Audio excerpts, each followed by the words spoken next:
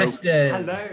How are Hello, you? lovely people. How are you? Thank you for having me today. What a joy to be here. Well, there aren't many of us at the moment, Lydia. Do you mind if I call you Lydia? Please do call me Lydia. I'd be so lucky.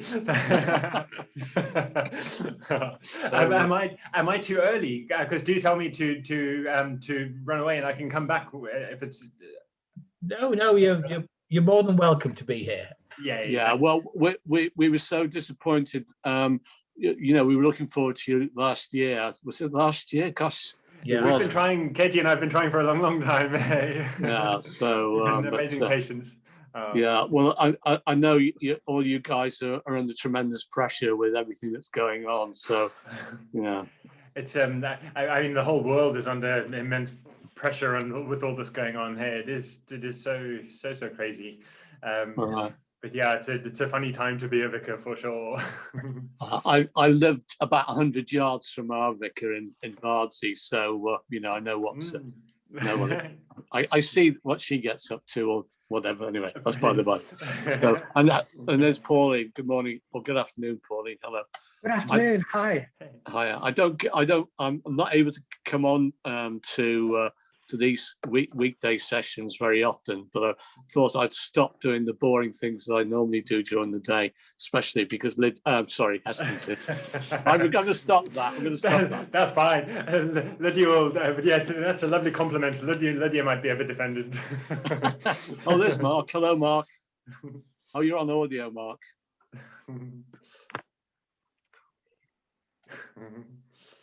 Hi, Mark. Oh, hello there. Hi. How are you doing? I'm good, thank you. How are you? All right, fine. Yeah, just catching it. So say hello to we've got various people. So yeah, hi everyone. Hi, Mark. Hi, Mark. I see you. I'm Heston. We've never met before. Hello. Yeah, hi Heston. Yeah, we usually get anywhere between 6 and 30 people on these calls. Lovely. We've not worked out yet what affects the numbers of people that come on, but we'll just take everybody that we can get through to us. We'll find. Sounds a bit like our strategy at All Hallows as well. Anyone who fancies it, we're up for it. Yeah, those are open. Come on in. Absolutely. Well, not now. Yeah, that's the worst thing about being an inclusive church. It really is. When all of our instincts are, come on in, let us make you feel welcome, but the doors have to be closed. It really sucks. Yeah. We're All Hallows here, Heston, in Bardsey, and that's had to be closed. Your vicar is lovely, Angela, isn't it? Yeah. She's great. Good. We're forever sending each other messages from the other All Hallows. Yeah. Oh, hi, Matt. Morning, Matt. Hi, morning. Afternoon. Oh, sorry. Well, afternoon, yeah, no. How is everyone? Oh, we're doing all right. Good. Sorting problems out, but fine. We've lost our website. Temporarily. Yeah, just a glitch. All right. Okay. Yeah. Service will be resumed as soon as possible.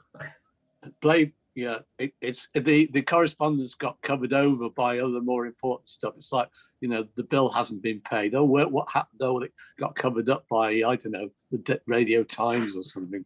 Oh, no. Oh, dear. Yeah, quick on the table where I could see it. So, yeah. Ooh. Yeah. Well, I've emailed them and I'm going to ring them after the meeting and see if we can get it back working again. Cool. It'll be fine. It's one of those technical things that, like, you never think of it because it just works. Yeah. You pay for it, you set it up, and it works until 2 years later when you've completely forgotten. And then you go, yikes! So then it just disappears. Heston, have you started taking a lot of your gatherings online, like I know Angela's been doing here and we've been doing? Yes. Is it more difficult because people have not necessarily got the access? I know Katie's done a lot of work with some of our other trustees to help people get onto the internet to be able to connect better. Is that what you've been experiencing? It is a bit.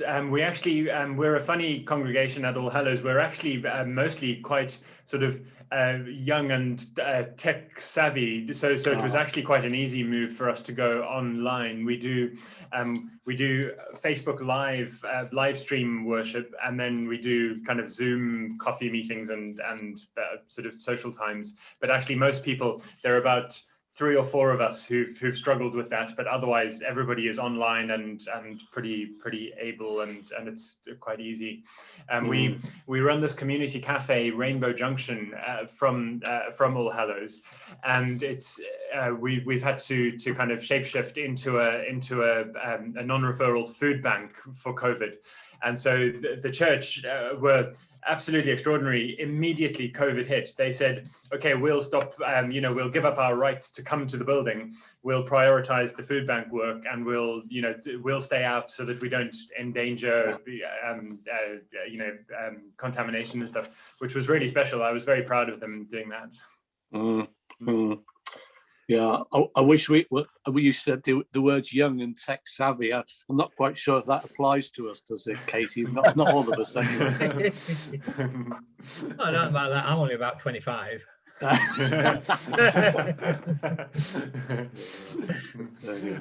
No, it's amazing the skills that we've all had to pick up. Absolutely. As a result of all this. It just shows you whether we have to be determined to overcome all sorts, really. Yeah. And I haven't mastered Zoom properly yet, but not all of it anyway. Yeah. We're totally dependent on Katie, you see. So so we need to have a carbon copy of her ready in the wings just in case. Yeah. Chloe. Well, safe pair of hands right there.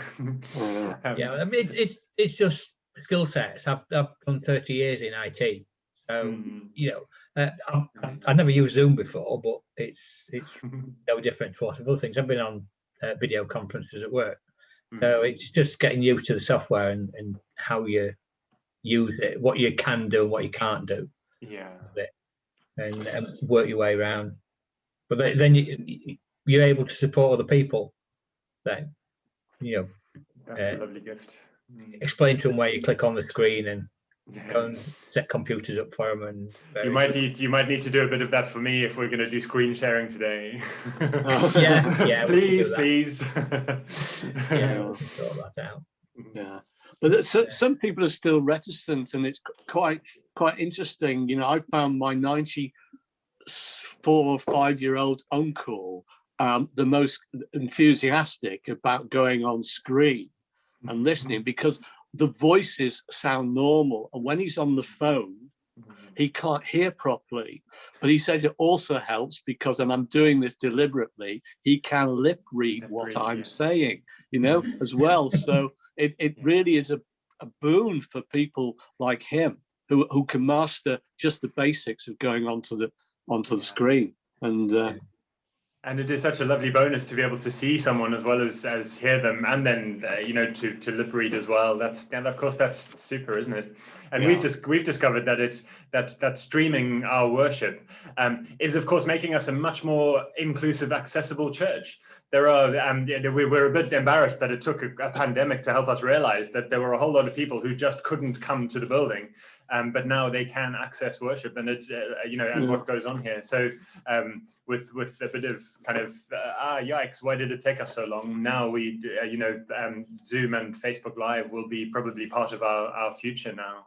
Can you attract people from all over the world in that respect, then, that people can gravitate towards something that ordinarily they wouldn't have had any contact with, but now your reputation will build and develop, and you'll have a huge congregation? We're not hoping for that. It is, of course, it's possible, but actually, the power of relationship is local, really. So we aren't trying to encourage that. And there are some people who do occasionally tune in from elsewhere in the country and the world, but actually we still try to stay very Leeds focused, so that we are trying to sustain depth of relationship rather than just kind of breadth around the world. Yeah, and a small church is a good church. When it gets too big, you can kind of sneak in and be anonymous and kind of get lost, and if you then disappear, potentially people don't miss you it's all about, it's all about friendship, and you need a small church for that. Indeed. Mhm. Yeah. Mm. I may have to mute because my partner started DIY work in the rooms next door. And any minute now we might hear loud noise. So what's you going to do, Katie? Are we going to wait a bit longer, or? Yeah, we usually give people 10 to 15 minutes, don't we? 10 minutes to get here. So a couple of minutes and we'll start the welfare check. Okay. And then at 1:15 we'll hand over to Heston, and I'll make you co-host, which gives you right to share your screen. Great, thank you. And then you might just need to sort of hold my hand a little bit through how I actually do that. I'm sure I can figure it out, but it's good to know that somebody knows for definite. Well, I know how it's done. I've never actually, cool. never actually shared the screen or do it, but it should be reasonably easy to do. Let me make you a co-host now. Oh, shall we do a test run now, quick? That'd be exciting. Say when, if it works. Make co-host. You want? Oh, Lydia. Lydia, that's me. Wow. Sorry. Now, this is a bit, I'm too clueless to be able to change Lydia into Heston in the corner of my screen. I don't know how to do that. So, Right, you are co-host. cool. It's easy enough to do. Great. If you just hover over where your name is, Ooh. or click on it, you should be able to. Why did not let me do that? Oh yeah, if you right click it, you should have a rename on there. Cool. Rename, genius. I've learned a new trick today. Thank you. Yeah, you change your name there. When you Probably going to log be back into the Dora. account, it'll come back to Lydia. There we go. Hey. Right, and you're co-host, so you should be able to share your screen now. Great, thank you. And there's a big green button that looks very tempting to do that. So yeah, thank you. Right. Yeah, screen. when you're ready for that. Cool. Click on that. Thank you. Right. Am I allowed to ask in the meantime, though, a little more about all of you lovely people? I'm Heston, and I'm the vicar at All Hallows in Hyde Park. Please tell me more about you. Well, we'll go around everybody just to check who they are. It's what we normally do, just to make sure that everyone's all right. We'll start with Tim. Oh, crikey. Well, you're in that corner, you see. I might. It's the way the screen displays. Yeah. Although everybody gets a slightly different display, but we start in the. Right. Heston, I'm one of the trustees. I don't pop up very often at these events, so because it's daytime and we have a big garden here and lots of work to do. So I find it difficult to allocate time, but I came on today because you were coming on, and we've been in the same village across from All Hallows, the other All Hallows. In fact, they neighbour our garden, the churchyard does, and we've lived here together for 45 years. Cool. As I tell everybody, I left my mother to move in with Malcolm, and so I've never ever lived on my own. So that's my story. Love the village. Very passionate about what we've been trying to do with Friends of Dorothy through all the ups and downs of lockdown, etc. And that's about it, really. Yeah. Thank you, Tim. I'll do mine. I'm Peter Robinson. I'm a trustee of Friends of Dorothy as well. Been working with them for probably 4 or 5 years now, and became a trustee when the charity first started almost a year ago now. So, and I'm doing fine, keeping busy. That's the other thing about this pandemic. I've been so busy, no idea how I used to work full time and fit everything in. but it's just the same now. I don't have quite the same time frame that I did before. I can a lot more control over what I do and what I don't. But yeah, it's fine. Pauline, how are you, dear? Hi. Yeah, I'm okay. I live in Horsforth, and I attend St Mary's Catholic Church, Cool. or I did before lockdown. So, as a good Catholic girl, I was fasting yesterday. Okay. I didn't have the ashes on my forehead, which I usually do, but I was fasting. So I went out for a jog this morning, a bit apprehensively, wondering what the effect of a day's fasting would have. And it was pretty bad. So it was even harder work for me than usual, trying to even attempt to run up some of the local hills, because I live close to the canal on that side of Horsforth, to the the river valley. So I often do that. But yeah, basically I'm okay, thank you. And I wish I lived closer to where your church is, Heston, because I think I'd feel more at home there than I do at St Mary's, even though the people are lovely. Nevertheless, that I can't be openly myself there. Really. It's been such a privilege. I've been vicar here for 6 years now, and to be part of a church that is the most explicitly not just welcoming, but actually encouraging and affirming and celebrating. It's a really lovely thing. I'm very lucky to be their vicar. I'm sad that there aren't more churches that are explicit like this. Yeah. Mark, how are you, Mark? Oh, yeah, hello, I'm fine. Just had my COVID jab this morning. Oh, great. Yeah, hello, I'm Mark, and I live in Ilkley with my husband, Jonathan. We've been together 26 years. I don't go to church, although I did as a teacher. In fact, I was a Sunday school teacher when I was a teenager, but I slightly felt the church didn't really have anything to offer me as a gay person as I got older. But that's one reason why I wanted to hear what you had to say, Heston. Cool. Yeah. Thank you for that, Mark. David, how are you today? Yeah, I'm good, thank you. Busy as ever. Good. I'm David, and I live in Ilkley as well. I go to St Margaret's Anglo-Catholic Church, and we have our vicar is going on to new things, so we're looking at the appointment of a new vicar, which has been quite controversial because we've always had a man, and we have decided as a church council to go through the normal channels of appointment rather than go through only having a man, which has major implications, obviously, of who would be our bishop and how we would operate. That's been a bit painful, but I think it's quite clear that the church wanted to change in the sense of a woman never celebrated, but assisted and helped.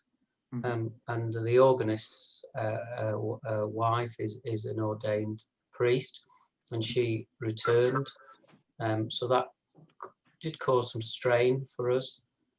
So it'll be interesting. I mean, I think a third of the congregation are against a woman being celebrating or being the vicar. Not that they can't help. 2/3 are probably okay, but I think very few would like to see a woman be the priest in charge. But I think we all agree that we want to be sympathetic to a woman celebrating. But that's a difficult issue, and I hope that we can find a solution. David Hope, the Archbishop of York, was our vicar in the past, but he wasn't very successful when he came to us, I have to say. I think he underestimated the parish. So just because you've been an archbishop, for instance, doesn't mean that you can make a success of it. So that's just an example of how difficult the situation. I think it is difficult. I was married to a woman for 30 years and got 2 daughters, and I've always been gay, and so I did what I thought society wanted me to do. But I've been involved in church matters since a very small. I've sung in 2 cathedral choirs, and I've worked for the church commissioners, and I've got a lot of clergy clients that I work with. But I think that, I'm not sure how my congregation would feel if they knew as I was gay in that sense.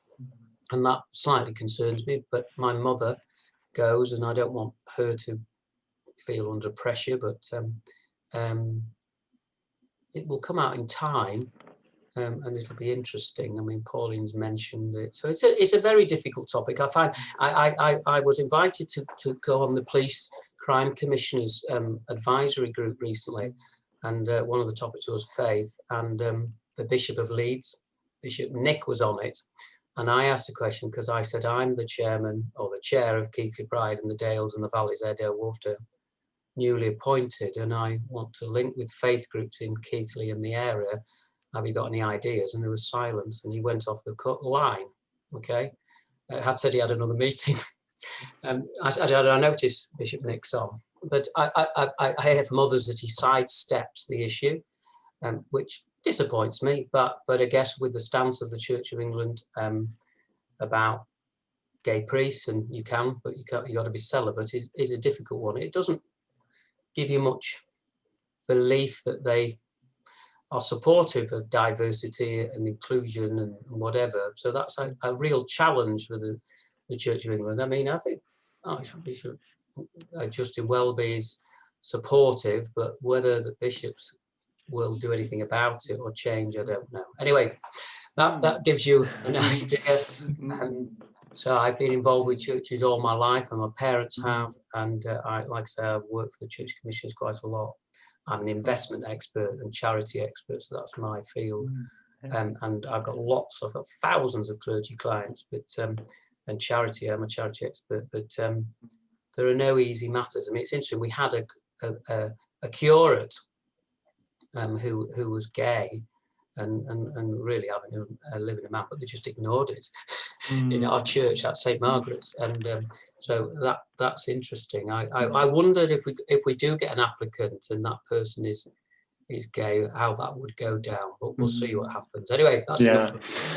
Lovely to meet you. David. Matt, over to you. How are you doing today? Yeah, I'm good, thank you. So I'm one of the trustees as well. I'm Matt.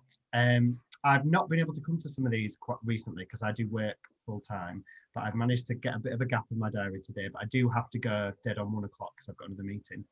And because I really wanted to listen to you today, Heston, because I am really interested in All Hallows Church, because I am a Christian myself, and I do have faith. I'm part of St Mary's Church in Whitkirk.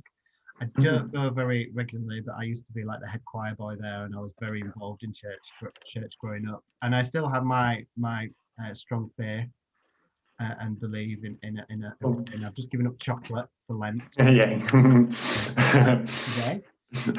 But yeah, I'm really interested to hear what you've got to say, and thank you for joining us. Yay, thank you. And I like what you did there. You, without, in a very polite kind of way, you told the vicar to not rub it on for too long because I've got to be out of here by 1. Okay. I will have to shoot off, but please carry on the conversation. Yeah. Thanks a lot for that, Matt. Liz, how are you, darling? Are you muted?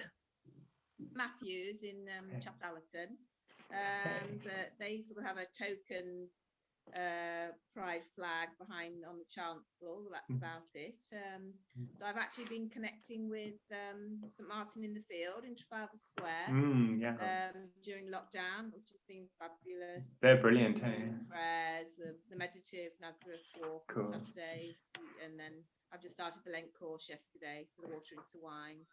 Fab. I feel very, there's definitely a connection there. It seems more, even though I'm not.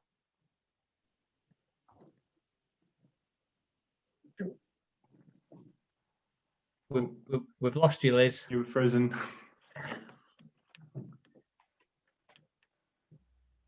Yeah, this is one of the problems with Zoom. Yes. You need a good connection. We lost you there for a little while, Liz. No, my battery's very low, but the charge is a little bit faulty, so hopefully it won't conk out. That's all right. All right. It's lovely to see you on here anyway. Right. James, how are you this morning? Is he doing your parcels? Super working that. I'm good multitasking. Yes, I decided, well, often when I join these calls, I do my weekly sort of dispatching of coffee orders. So I hope you don't mind the multitasking. Impressed. No, I don't really think there's really much I really want to really say other than I know that you know one of my friends, Emily Metcalf, and she's in your church, and she's always singing your praises as a wonderful, inclusive church. And obviously, we won't go into details here because it wouldn't be appropriate, but I know she's going through a very difficult time at the moment, and the church is being very supportive of her, which is really fantastic for her and her partner. And I know it's a source of great strength, and religion is important to a lot of LGBT people, but often a lot of LGBT people don't feel included by churches. So the fact that she's found somewhere is really nice. Yeah, and I was actually sitting in the church. We were saying some prayers together just this morning, and she's been such a brilliant, like she's a really good challenge to make sure that we are inclusive. You know, she is and everybody is, of course, but she's just such a kick-ass campaigner and force of nature. It's a joy to have her in the gang. Yeah. So all I'll say about religion, sadly, and this is obviously just my own personal view, and I don't wish to offend anyone, but I really struggle with all the how do I put it? All the traditions of the religion, and I think that sometimes, you know, the traditions and the things detract from what you actually try and do. And it's something that I come from quite a Christian family, although I'm not a particularly Christian person myself now, but it really was quite difficult for me when I grew up.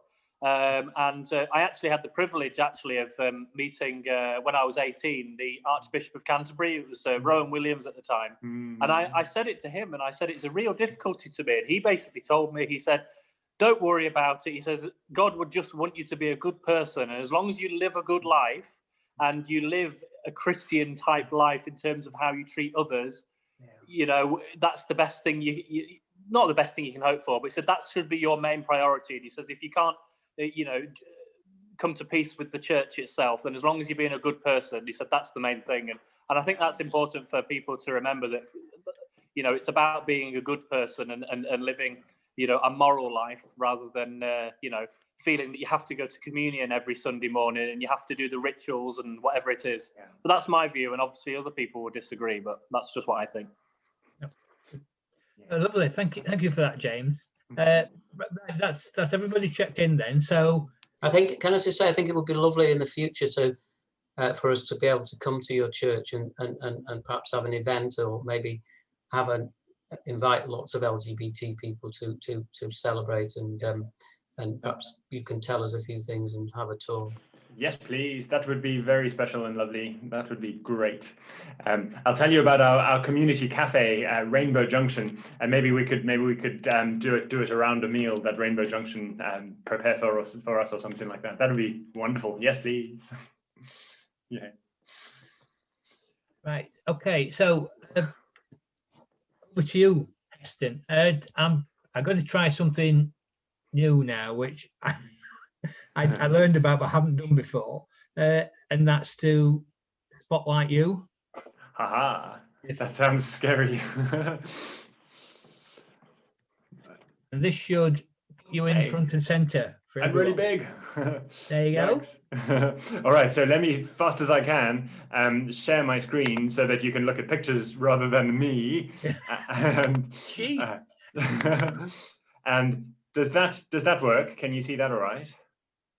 Yes, there we are. Great. And I hope that if I do that button, then it should go even bigger. Yes. Hey, so that is us, and the logo of the church just says a huge amount about what All Hallows have been living out for years and years and years. For longer than I've been alive, they've been a church of the rainbow people of God. And so this logo just captures who they are and what they're all about in a wonderful way. And I've got a few photos of our building and our life to share. This is these are the front doors of the church, and one of our lovely it's a lovely lesbian couple, Laura and Nicola, are creative and amazing. And Laura gave these front doors this makeover, because just inside these glass front doors is the is effectively the front-facing food storage area for our food bank. And so we don't really want a lot of food on display through the glass doors. So she did this wonderful expression of our life. And so it speaks of inclusiveness, and all are welcome here in various ways.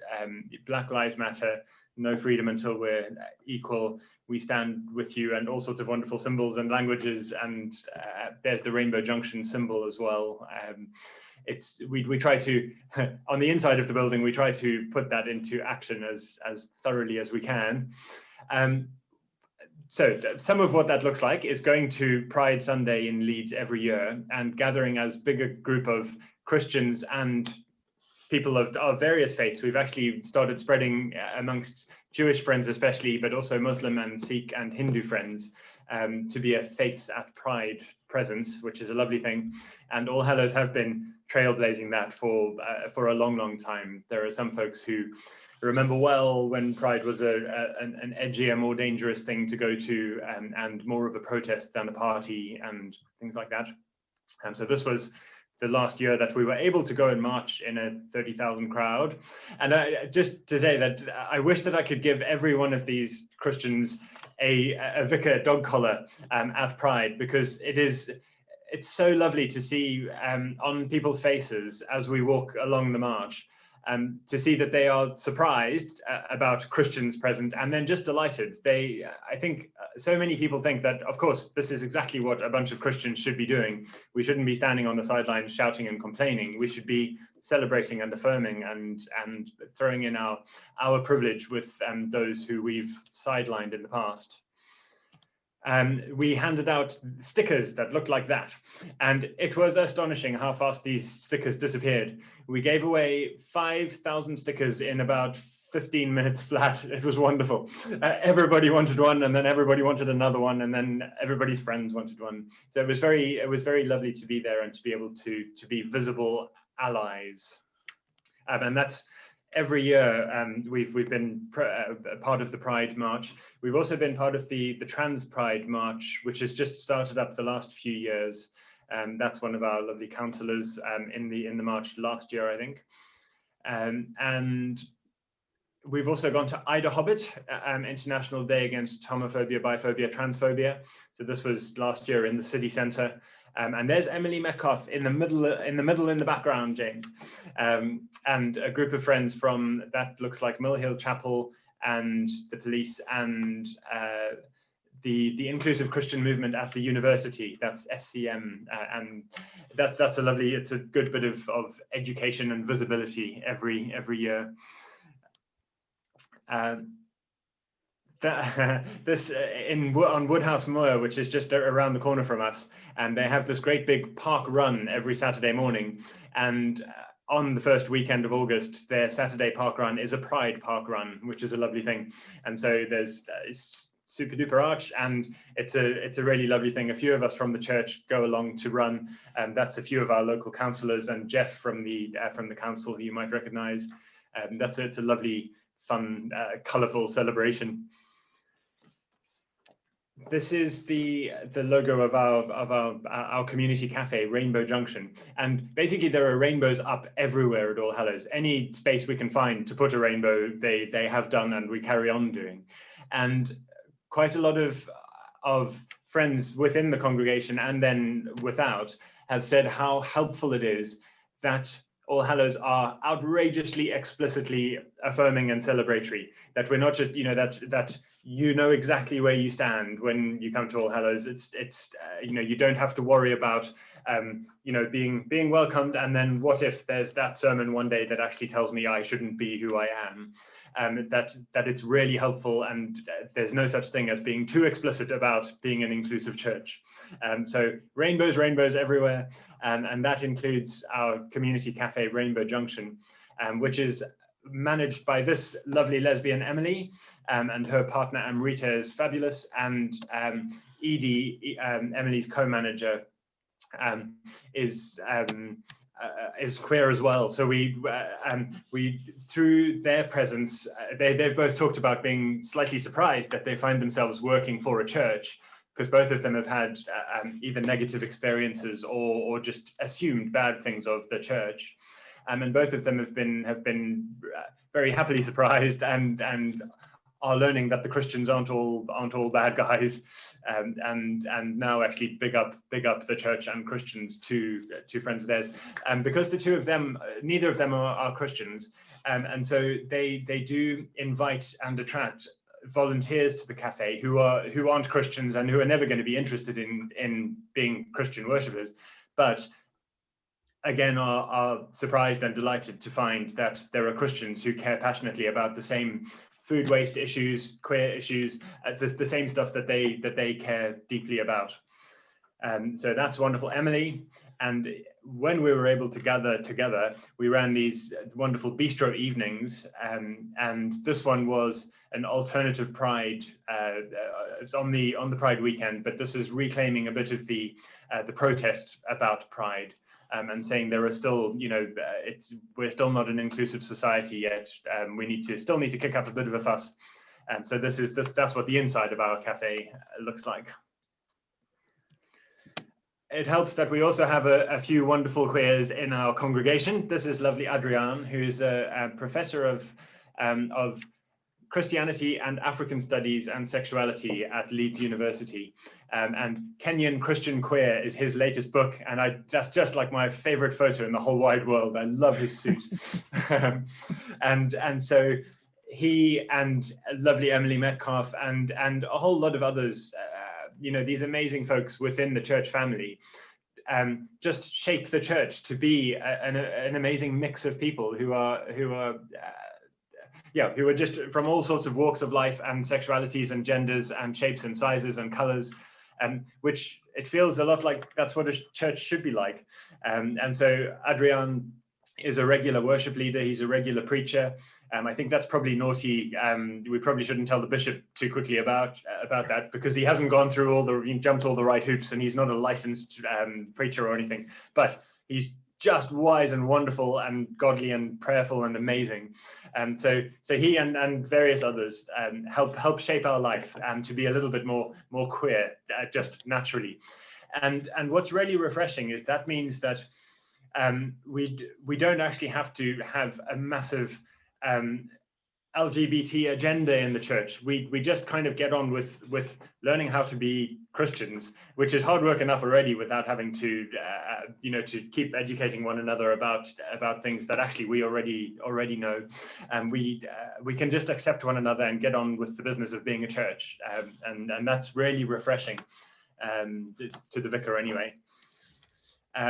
Sometimes we do these sorts of things where we try to sort of semi-formally educate ourselves, one another, about how do we read the scriptures, how do we interpret and understand our faith and the Bible from a queer perspective, from an inclusive perspective. And so we've invited all sorts of wise, wonderful queer theologians to come and share perspectives and just remind us that there isn't just one super conservative way to read the Bible, that actually these scriptures can just as legitimately be read and understood and shape our lives as inclusive scriptures as they can be exclusive. It's that's a really exciting thing, for that we don't have to throw the Bible out of the window if we're going to be inclusive Christians. That's very good news. We do a bit of protesting now and then. We write letters to bishops, and we write letters to whoever will receive our letters. And this one was on Valentine's Day last year, just before lockdown hit. We had an alternate Valentine's Day party where we did a little write-up, and I can't remember where we sent it, but probably to multiple places, about we think that love needs to look a little bit bigger than one man, one woman, and two children. We need to, within the church, start catching up with the society around us and recognize that love looks like all sorts of things. It looks like all of these wonderful straight and wonderful queer and wonderful single people, and that love is multifaceted and rainbow colored. When you come and visit us at All Hallows, bring on the day. One of the things that you'll spy in our hallway is a pride pinboard, and so it's a very colourful section of wall where we've invited, anyone is welcome to bring hopeful, encouraging little bits of snippets of wisdom and pictures and quotes and things. So this is one of them that you'd see up on the wall. We'd rather be excluded for who we include than included for who we exclude. That sums up All Hallows very beautifully. Not scared to get into trouble speaking up for the marginalized. Another one of them is this lovely picture, which I really like. I think this was from a Brighton Pride March. This is a gay that the Lord has made. And I think it was Laura or Nicola, one of the ones who painted the front door, who brought this one in. That's very cool. And this is one of my heroes. I'm actually from Cape Town in South Africa, where Desmond Tutu was Archbishop. And I think this just says a lot. If I go to heaven and find a homophobic God, I'll say, send me to the other place, please. So those we have lots and lots and lots of those kind of affirming messages just up for anyone who passes by. If anybody needs a blast of encouragement, that's a good place to spend a little time. And there's one that I like putting onto Facebook whenever Pride Sunday comes around, whenever Ida Hobbit comes around. I think it's a helpful thing. This is part of, I guess, my public witness or public faith, is just being very explicit about, actually there are clergy who are not scared to be super explicit and to to offer this voice into the Church of England mix. Not everybody is comfortable with doing that. There are, massive numbers of my colleagues actually really are very affirming, but maybe aren't quite as rainbow waving as I am, because I guess All Hallows enable me to be. Not every church enables their vicar to be maybe as inclusive as they'd like to be. Okay, so that's a lot of what we do in the church. We also try to spread this outside of the church. And so I'm on Leeds Faith Forum because Hyde Park, this neighborhood, is a massively multicultural and interfaith neighborhood. We have 3 mosques and the Hindu mandir within 5 minutes walk of the church. So we do tons of interfaith work. And so this is what this a few years ago is one of it's scriptural reasoning, it's called. It's bring a passage from your scriptures, Christians, Jews, Muslims, Hindus, Sikhs, Buddhists, whoever it may be, and let's talk. Let's share those scriptures with each other and let's share perspectives. And so we're able to. There are quite a few of us on the Faith Forum board who are sneaky, inclusive folks, and so we're able to shape things now and then to be a sexuality conversation or a gender conversation, which is a good bit of spreading it slightly more widely, because maybe especially in the Muslim world, our neighbours are behind us Christians in this conversation. We Christians aren't exactly on the cutting edge of inclusion, but we have neighbours who aren't even where we are. This year, of course, everything has had to go online. So alas, we couldn't go marching on Pride Sunday, but here is what we did instead. We did a colourful collage of ourselves dressing up, if you spy, in different rainbow coloured clothes. This took quite a lot of coordination by Catherine Ellis, who's on the bottom right corner of that. And that we put out on Facebook and Instagram and things, and just doing little things to be as public and as visible as we possibly can in an online era. We also, through lockdown and through COVID, we've been able to, thanks to the genius of technology, we've been able to invite different members of the church family to lead worship. So to click on Facebook Live and to be the face of All Hallows and lead some prayers which everybody else can tune into. And so we've been really thorough about making sure that we're a representative group. So we have single folks, we have gay couples, we have straight couples, we have basically we have trans folks. So this is a lovely way to sort of implicitly, explicitly, but actually really publicly be a rainbow church, where worship is being you know, the whole church family is being empowered to lead worship. It's not just the vicar, and it's not just you know, a straight white male cisgender vicar.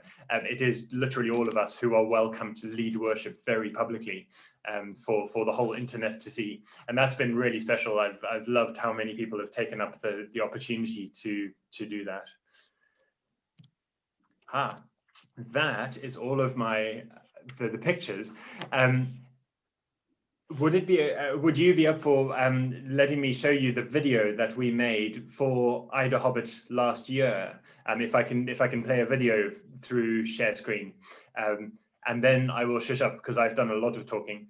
But yeah. I think this is just 3 or 4 minutes, if it works, and I think it's a really lovely thing that they put together. So for Ida Hobbit last year, can you see that? Not yet. Do you want to close down your PowerPoint? Haha, okay, yes. Gotcha. And then do I go share screen? Oh, sorry. Has stopped, sorry. Gotcha. Yeah, share screen and share play screen. your video. Gotcha. You'll need to make sure as well that it will share the sound as well. I think there's a button that share sound. Gotcha. Good word of warning. Thank you. Got it. Cool. All right. Can you see that? Yeah. Great. Yay. The 17th of May is International Day Against Homophobia, Biphobia and Transphobia. There is no room in our church or in any church for phobia or exclusion of any kind. There is only room for welcome and celebration. And so today and every day we celebrate you and we welcome you, whoever you are. Our church welcomes you. We extend a special welcome to crying newborns. To those who are skinny as a rake, or could stand to lose a few pounds. We welcome you if you can sit like you can gently.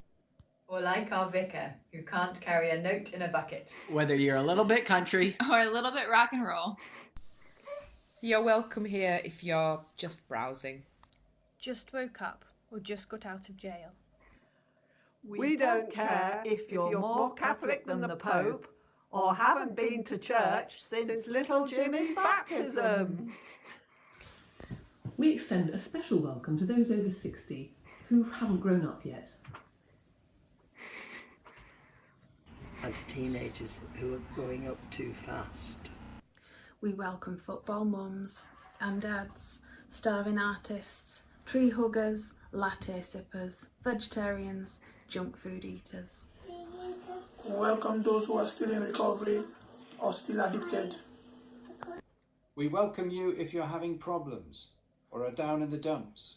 Or don't like organised religion. We've been there too. If you threw all your offering money into the ponds, you are still welcome.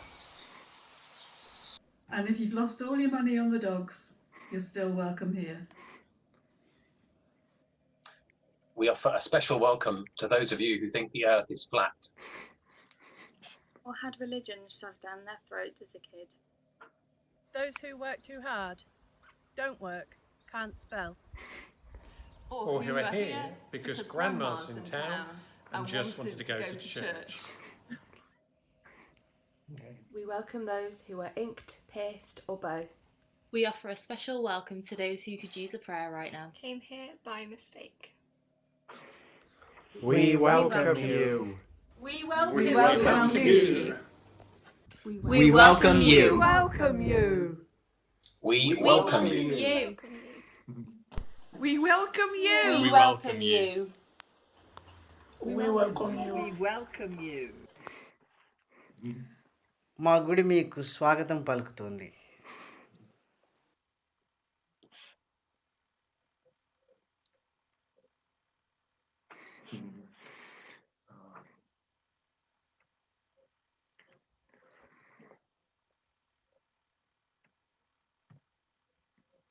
And there we go. That is I'm almost crying watching that. It's so beautiful. Inspired by Kerry, who was married to Helen, and the two of them were with me at my first Leeds Ida Hobbit. And Kerry created that cross with those words on. We welcome you if you're skinny as a rake or could afford to lose a few pounds. And Kerry died tragically a few years ago.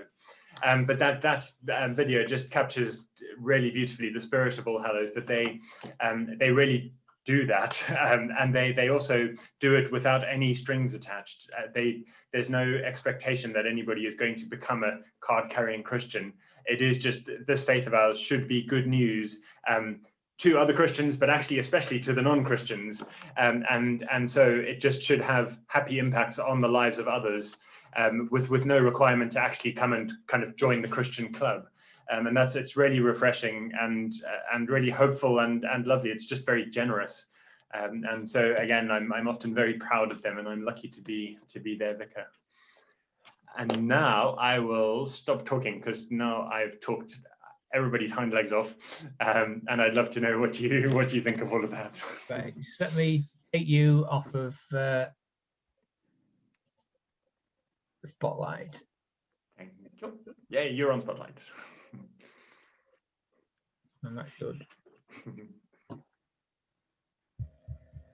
Can I just ask then, Heston, if anybody that wants to kind of get involved or come to your kind of worship that's on a Sunday, where did they find the details for that? Like if I wanted to come on Sunday, are you online, like through Zoom, or yes? We're on Facebook Live. So if you were to find All Hallows Church Leeds, so with apologies to All Hallows Church Bardsey, somehow this All Hallows got hold of All Hallows Leeds, and that's their thing. But All Hallows Church Leeds on Facebook, and then we live stream on Facebook at 10:30 on Sunday morning. And then there's another smaller one on Wednesday evenings. But there's also like they then get recorded on there, so you can watch later. You don't have to wake up crazy early on a Sunday morning to be in on. But it is live, so you can kind of join in through the comments. You can say hi and chit chat with everyone and let them welcome you. And we're just longing for the day that we're allowed, that we can safely gather in the building again, because it's a hard time to give a warm welcome, or the warm welcome that we'd like to. But anyway, yeah, that's the Facebook page will give you lots of a good flavour of what life around here is all about, and then you can tune in. Yeah, that would be lovely. Cool, thank you. Cool. Yeah, I think we'll. I'll see if we can share links to All Hallows on our Facebook page, and probably on the website if I can get it up. Great. Oh, yay. Thank you. That would be lovely. But that's not me trying to compel any of you to come to church. You're totally allowed to tune in and then actually just stay completely anonymous. The joy of Facebook is nobody needs to know that you're there. And so you don't need to pitch in and say, hi, give me a warm welcome. You can just check it out. And if it's not your thing, then run away, run for the hills. Yeah.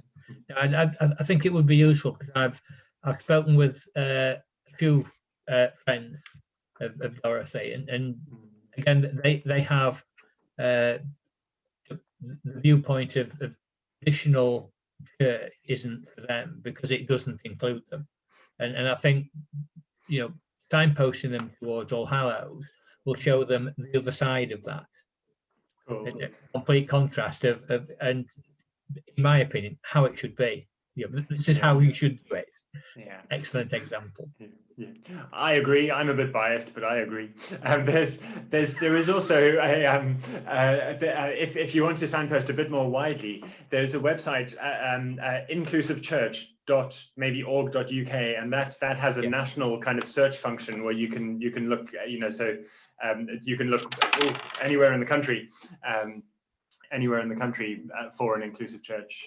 Yeah, that's what I found when I was. Probably a couple of years after I'd come out and separated from my wife, I was looking for a church, and I found a link to that on an American site somewhere, and went on there and got directed to All Hallows. Oh, yay! For the Christmas Eve service, and ended up at St Michael's in Headingley, which is just at the other end of my street then. Yes, so, brilliant. And it's a traditional church as well. Yes, I love the building. And lovely Angela, who's the vicar, is really keen to get more and more explicitly inclusive. She really likes that there's a precedent. I think it's helpful that All Hallows, for a long time have been occupying this space within the wider church's life, saying this is possible. We might be right out on the end of the inclusive spectrum, but other churches can see what goes on and then fit in somewhere on the spectrum, wherever is right for them. And again, because not everybody wants to be that far out with it, or that explicit about it. So, but you don't have to be on the other end of the spectrum either. You can fit as LGBT so quite nicely anywhere along the line. Absolutely, yeah. Wherever people are comfortable. Yeah, totally. Yeah. Katie, can I ask a quick? Am I on? Yeah. Can you see me? Oh, I'm on. I'm on gallery view here. Are you still on? I'm here. Can you see me? Yeah. Oh, I just wanted to ask Heston a question. Shoot. Oh, him. I can hear you. Oh, right. Okay. Just to commend you on a lovely, lovely story and fantastic presentation, which kind of gives a lot, I'm sure gives lots and lots of hope to so many people who deserve that support. From your point of view, how do you deal with the institution, the organization? And I have to say, I'm very biased. I do not like the way that organized religion has some of the most reactionary and often hypocritical people in its midst. All of the churches, all of the faiths are the same, which is what has turned me off. But I echo what James said earlier. You don't have to be religious to be a good person. Yeah. But a lot of religious institutions can encourage very, very bad behavior, unchristian behavior. Yeah. So how do you, as a Christian, with these wonderful enlightened views, cope with an institution which actually takes so long to change? It takes lifetimes to change. And in the meantime, so many people are hurt and damaged. Yeah. They can't come to All Hallows, but they're damaged by the institutions of which All Hallows is a part. Is a part, yeah. That, and I mean, you're speaking my own pain as well, and I guess it's the pain of an ally, the pain of someone who's grown to understand just how much pain there is, often caused by my lot, the straight white cis guys. So I think with a lot of humility is and a lot of kind of realization that golly, I've been, I could so easily be part of the problem rather than the solution, with courage as well, remembering that Jesus was he's our hero. He was quick to speak truth to power, and he saved his most vitriolic criticism for the folks who were on the inside of the established religion. It was the lawmakers and the Pharisees and the priests that he shouted loudest at. So that's really helpful. So I guess that helps with speaking truth to power when the time is right to. I guess it's carefully is the answer, and I think part of that is actually just avoiding the institutional church as much as we can, if we can. But actually, I guess at this point in time, I'm lucky enough to see the institution changing maybe faster than it's changed, or maybe that it's just picking up momentum.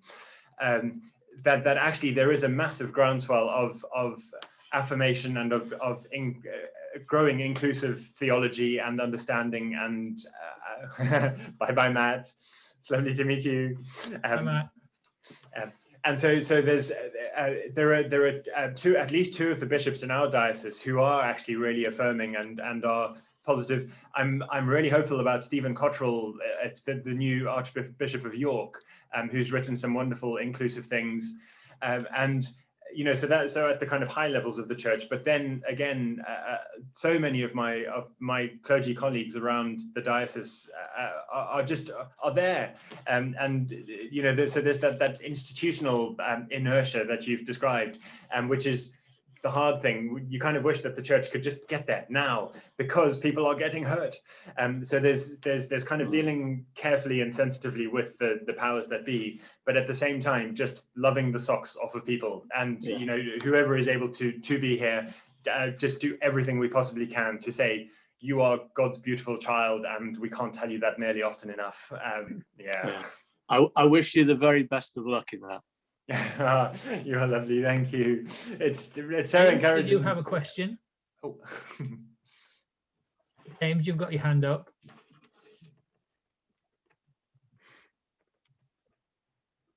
Yes, I was mainly worried that I hadn't said something rather awful and offensive, because when I had my couple of minutes earlier on, I was just almost felt like I was cut off and I was like, I hope I haven't offended anyone or said anything inappropriate. That's all I was worried about.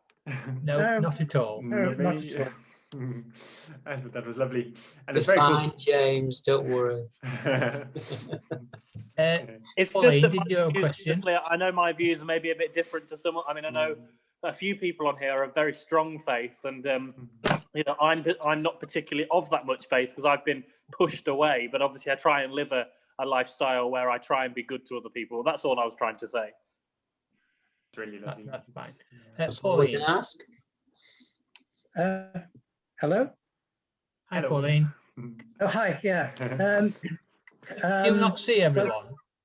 I can see most of you. Yeah. All right. That's all. No, Heston's already partly answered a question I was going to ask about his bishop.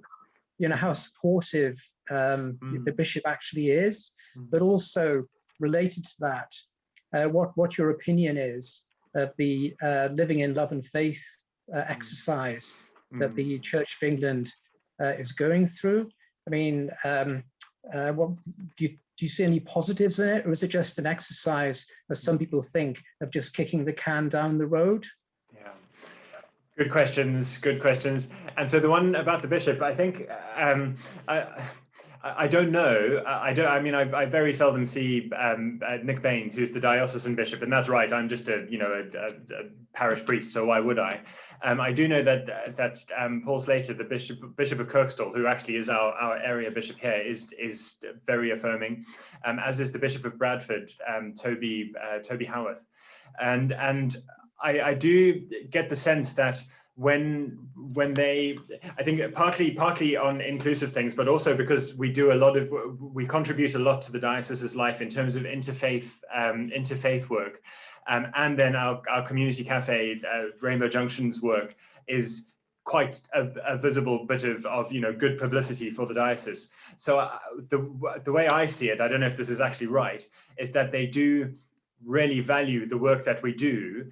And I think we kind of are able to sneak in the inclusive work as part of that, as part and parcel of what we do. And so on balance, they are actually really positive about what we get up to. And just every now and then I get a little hint that actually they are really in favor of the inclusive work as well, that they value this, that this is happening, that there is this space within the church, and it is inviting the church further and further down the inclusive route. I don't know, I don't know bishops and their politics, like what they're allowed to say and how loudly they are or aren't allowed to say it. but the sense that I get, the intuition or something, is actually more positive than negative, which I'm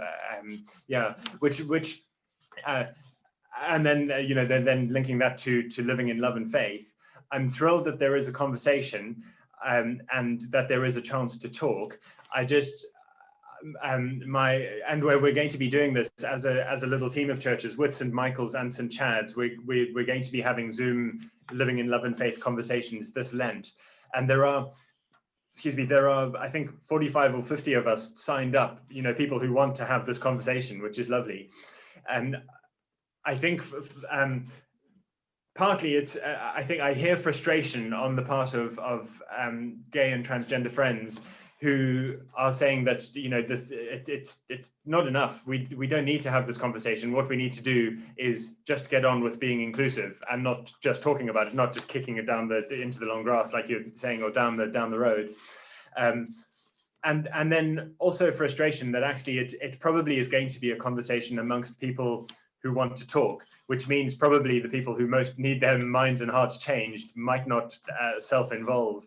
So my hope for it is that, maybe locally, but also definitely nationally, we'll be able to have an actual friendly, good disagreement that will be able to, that the conversation will be able to invite people who genuinely disagree, but are willing to disagree as brothers and sisters and siblings in Christ. So rather than saying, we're right, you're wrong, we're Christians, you're, excommunicated or something, you're just not legit. Actually a more respectful and more positive, constructive conversation. That is what I hope and dream. But on my more pessimistic days, I fear that might not be the case. At least the Church of England is having the conversation, Heston. Yeah, exactly. Is having the discussion. In my church, you can't even ask the questions. Yeah. One does sometimes, I'm afraid, despair, frankly. Yeah. And you have that wonderful man, Francis, as Pope at the moment, and you feel if he had another 50 years of being Pope in him, maybe he'd be getting the whole church there by that sort of time frame. But yeah, that's also institutional inertia, just like in our funny old church. Hey. Yeah. I don't hold out any hope of any change in my lifetime, put it that way, which is very sad. Yeah. But I was interested what David was saying about women priests. But in a church, which discriminates against half the population, what real hope is there?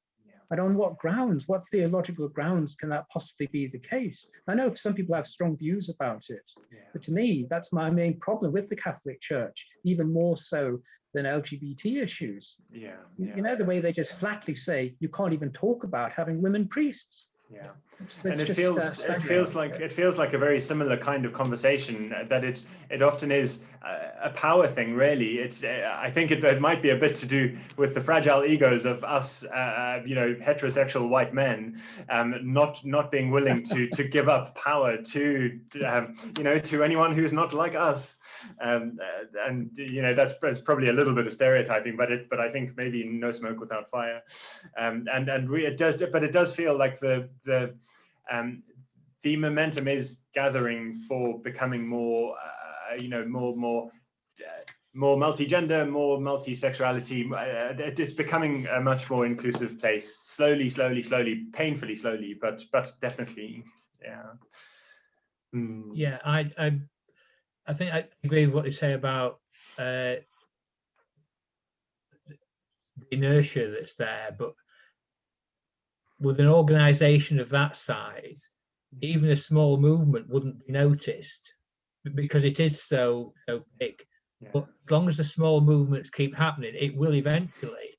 You'll get more and more inclusive churches involved in it, or churches in that organization becoming inclusive, until eventually they will outnumber the traditional ones. And I think they already do, actually. I think the exclusive voices are a quite small minority, certainly within the Church of England. And there's much more. The majority is the other way. But Heston, there's signs all over the world of how the more orthodox parts of the religions are the fastest growing.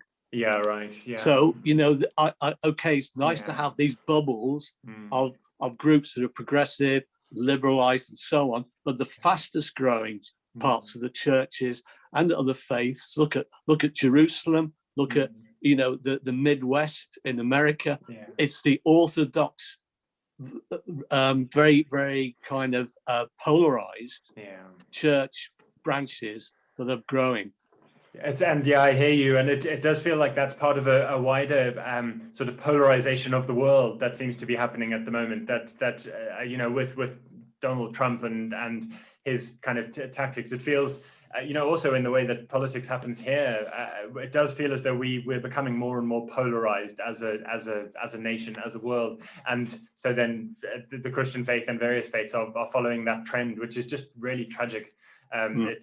This should be one of the ways in which we buck the trend of what's going on around us.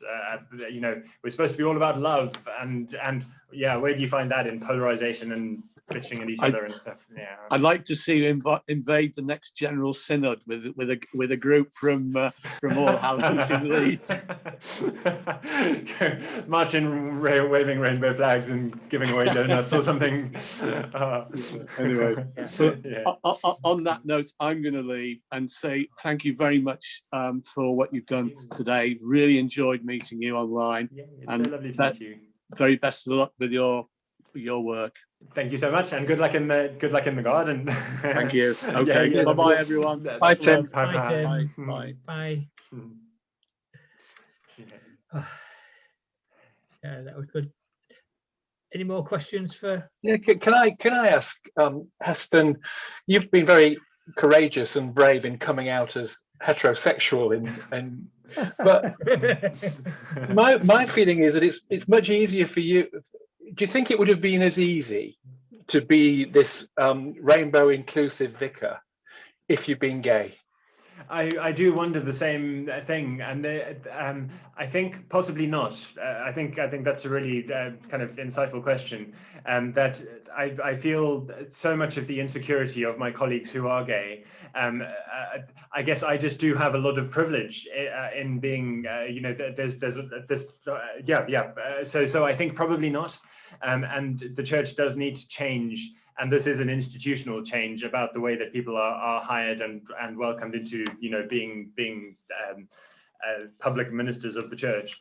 And there's still, we've had in the 6 years I've been here, there've been 3 or 4 people who've been interested in becoming clergy, but then been frightened away by the process, by some of the stuff that they have to sign to say, here's how I'm going to lead my life, just questioning their sexuality in a way that I never had to do. And I think each time that does make me want to shout a little bit louder and use this bit of privilege that I have to be an ally.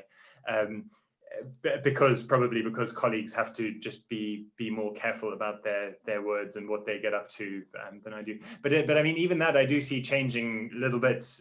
There are a few colleagues who are gay and increasingly visibly gay, doing diocesan roles and being more public profile about it. So there are signs of hope there too. But I think it's been that on all sorts of fronts. I keep discovering the power of or the necessity of being an ally and shouting as someone who is an ally as loudly as I can. I hear my Black Lives Matter friends saying exactly the same, that they're just exhausted from having to teach white people about how they've been marginalized. And I hear Muslim friends saying Islamophobia does the same to them. So just to recognize, check my privilege, and then use it to empower others I keep discovering that I can't do enough of that I need to do it more and louder. I suppose really that's what we need, isn't it? We're wanting to change the balance of power and privilege, and to do that you have to work with the people who are privileged and in power. We need allies in that group. Because like I say, if we go in as LGBT, we don't get the voice that we should. We don't get listened to. And even though there's enough laws and statutes to say you can't do this, it doesn't alter people's attitudes towards it, which is based on their background. background and experience and encounters. You have to change their view on it, and the best way to do that is to show them this is how it should work. Absolutely. What's your problem with it? What are we doing wrong? Totally. And that's I think that's why there've been a few times when a few of the folks in the All Hallows churchy family have said, should we actually stop being an Anglican church? It fills me with dread how complicated that would actually be to do. But the difference between being a kind of prophetic presence from the outside, saying, oh, all of you lot need to do this, or actually from the inside, a kind of critique from within, or showing a different way from within.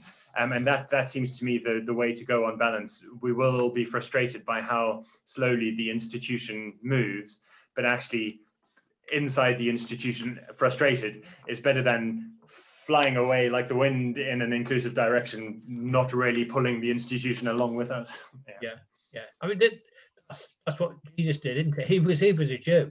He wasn't a Christian. He was a Jew. Yes, quite. He showed the Jewish organization, this is how it should be done. Yeah, exactly. You need to talk to everybody. You need to help everybody. You need to love everybody. Here's a more beautiful way, and it took still taking them 2,000 years and counting to kind of get it and get it right. I know. We just have to keep working at it. No, it's inclusive churches like yours and St. Chad's and St. Michael's that make it worthwhile what you do for people like me, because I've always had a strong faith since I was a teenager. But I've gone along with mainstream churches and followed their teachings. I was a Jehovah's Witness for 20 years, and we studied the Bible, and I could see the conflict in it. But again, don't say anything for it. I've been out on street work preaching to people on the doors, but on LGBT issues, I would never cover that subject on it because I couldn't do it. I couldn't put that view on the scriptures to someone because my heart wasn't in it. So I talk about other things. Again, things like love and acceptance. Yes. And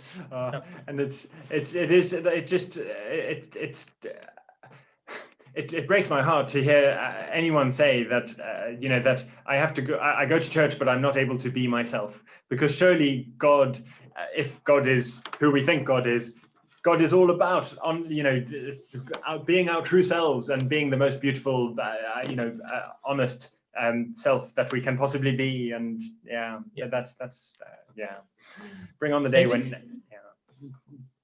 Do you have a question, David? I think that you just need to get on with what you're doing and show that what you're doing that people want. I mean, that's been the history of the church in lots of ways, and I think that I suspect most of the church leaders, including Bishop Nick, probably will sidestep it, but that doesn't mean they're against it. I think it's both the policies of the House of Bishops and the General Synod. But I think that I would just keep at it and just show that it's what people want, and I think that in this day and age, that if a church is busy and full and people are going and attending and giving, then nobody can argue with that. And in fact, most churches are going down and they're going to have financial problems. So I think that in time, the Church of England will have no choice but to acknowledge and recognise what the growth areas are. I mean, whether we like it or not, evangelical is, and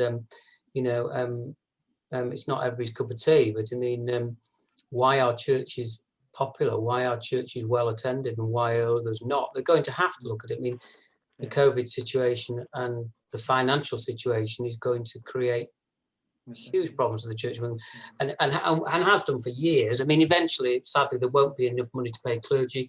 There won't be enough money to keep churches open. So I think be patient, and do what you're doing well, and I think I believe the hierarchy probably think it's a good thing, but they can't acknowledge it. That is a lovely encouragement. Thank you. We will do exactly that. Sing your praises as we do. Yay, thank you. Yeah, keep going.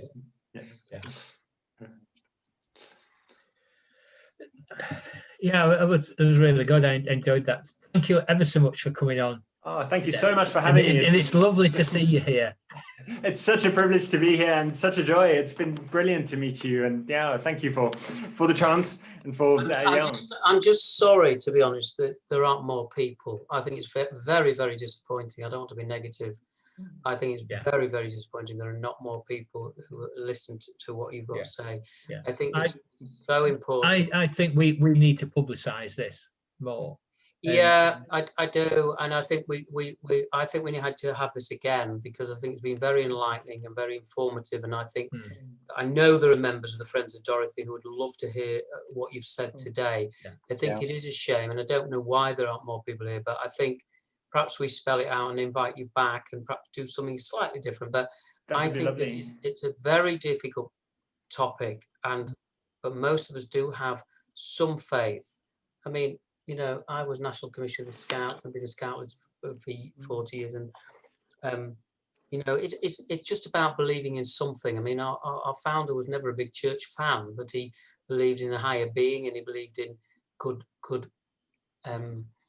role models and good practices. And that's, I mean, in a way, I know this sounds crash, but it's like Star Trek. It's the dark side and the light side, and which side you believe in. And that's what I say to young people. It's just having a faith in the good things. It's not about buildings. It's not about a church. It's not about. But I think that we as gay people struggle with that. If it's difficult, it's hard as it is, but without being rejected from something that we have a faith and strong being. I lose a lot of faith sometimes, especially when people die, and why people take them from us early, and that's a very difficult time. There are no answers. Is there a heaven? We don't really know. But we have to keep faith, and that's as a gay person and as a Christian, you both have similarities of having some faith that the good things are there, and a bit of hope for the future, because that's the thing that's in sort of short supply, but actually increasing supply happily in the world, and with everybody downbeat, but with spring around the corner and with the vaccine, we all just need a blast of hope now and then. I'm hoping that things get better. We will be able to come on a visit. We'll have a trip. That would be lovely. Another opportunity. Yes, please. We need to do it. I believe it's important.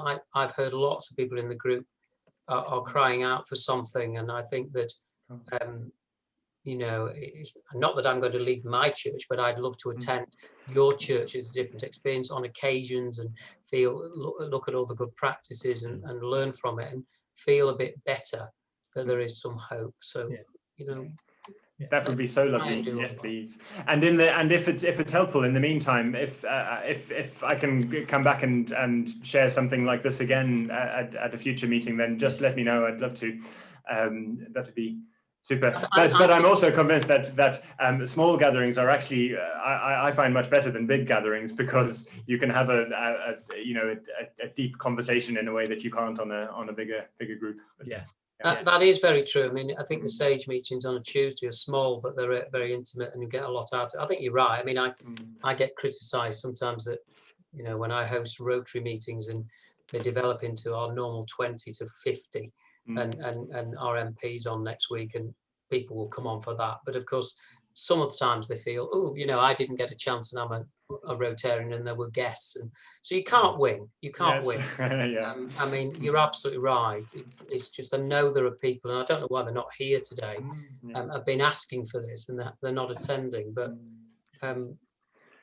well, however I can help, however I can serve you, lovely cooks, that I would love to.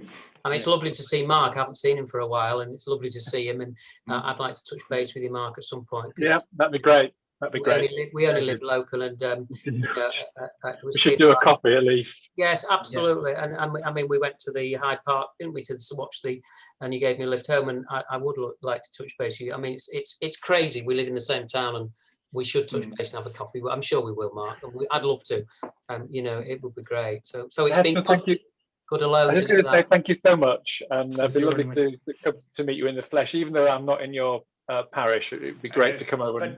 But come and visit. That'd be so fabulous. Yes, please. I'd love that. Yay, lovely to meet you, Mark. Guys. Thanks. Thank you. All right, thanks, Mark. Bye. See you soon. Bye.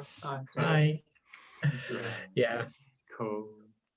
Are you all right, Pauline? Yes, not too bad. Thanks, David. Feeling a little bit gloomy at the start of the 6 weeks of penitence. But there we go. Yeah. Part of the Christian life, I'm afraid. Yes. And it should be a joyful season, shouldn't it? No, it shouldn't be a time of woe and misery. But I just feel this year, with all that's gone before, it feels like it's almost been one long Lent. So to add sort of further kinds of mortification on top of that, sometimes can feel a little bit too much, frankly. Absolutely. So, but it gives us a lot to look forward to. You know, Easter, the joy of Easter. Maybe churches will be open. We'll have spring. We'll have maybe more. Most of us will have been vaccinated.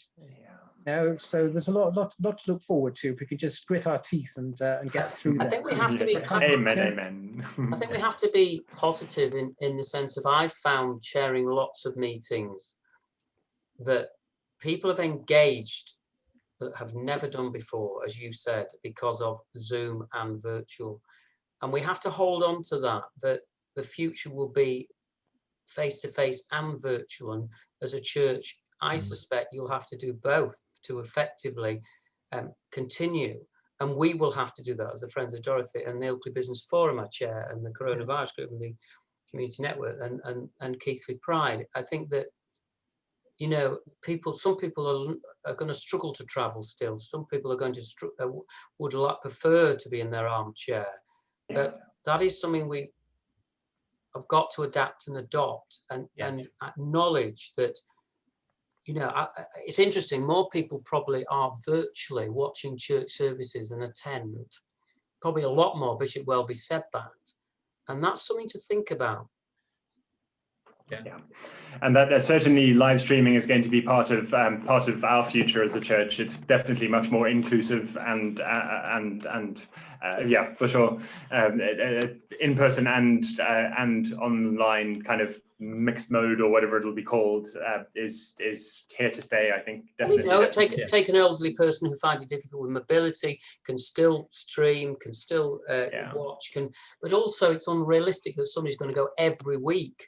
But they may be away, but still can stream at a relatives, and so that is still makes it very inclusive and very, you know. I mean, I introduced my church, you know, a regular newsletter by email and a friends scheme, and you know, they hadn't done it before, and I said, and this is why, and I said, well, because if you're not at church and you don't come and don't get the pew leaflet, you want an email to with the same information, so you feel you can still feel part of it even during that period where you're away. And that is what COVID's given us. And so it's vital. I mean, you know, Sage did a little bit online and face-to-face, didn't they, Pauline, and at Age Concern, and I think that it worked. It's difficult. I think the technology you know, is not easy, and that's something that everybody's got to grips with.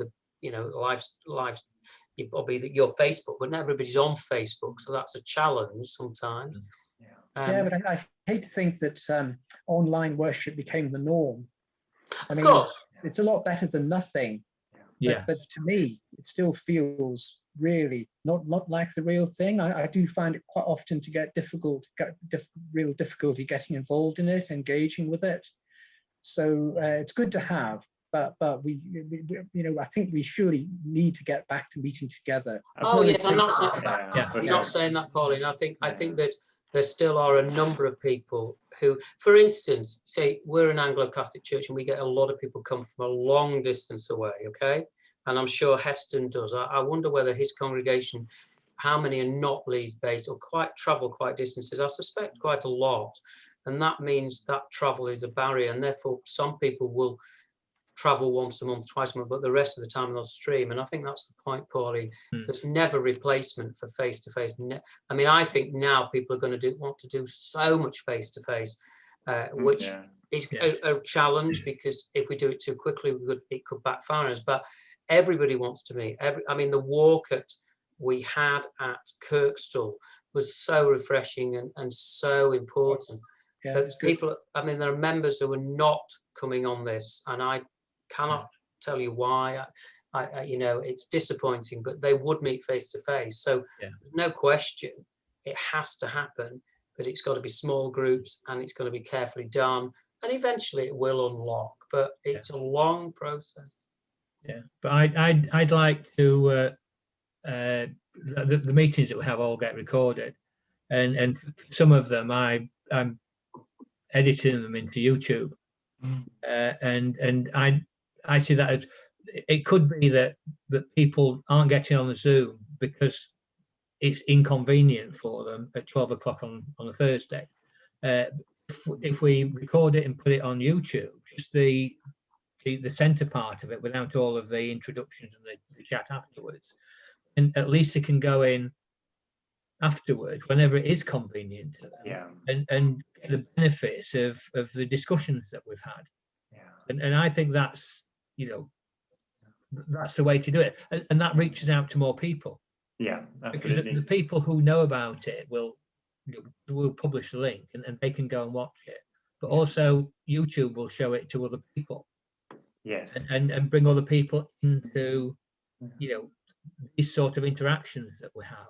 Totally. You know, they're wondering what's it like at All Hallows, you know, and they put into a Google search and it pops a video. Yeah, and that gives them a Friends flavour of talking to All Hallows. Yeah, that's a lovely thought, and it does just cast the net a bit more widely to whoever might you know, be able to need it and find it, and and doesn't have to be at a particular time. It's it's just. But I mean, you have a huge role to play in the sense of, like, our church, which is Anglo-Catholic, one of the very few, but you know, where you are going to get people travel.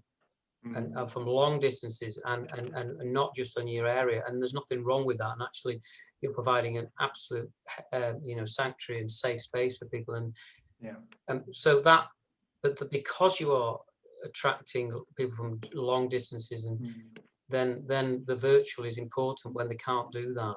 Of course, yeah, quite right. I'm sure you know that. Inclusive in many ways, yes, yeah. But I agree. And you know, watching these on YouTube, you know, our church is in an interregnum and now, and you know, we are watching another church in the diocese that we feel is right, because the vicar was doing most of the virtual, but we're still doing that and trying our best. Still coffee, you know, on Zoom. But it is a tough one. It is, yeah. Lovely, folks. On that happy note, I've just spied that it's 1:30, and I have a 1:30 meeting that I need to be at. Thank you so much for this. I'm sorry that's quite abrupt, but it's been such a lovely thing to spend this afternoon with you. Thank you so much. Thank you, Heston. Thank you. Thank you so much. Thank you. Bless you. Right. Thanks a million. Bye bye.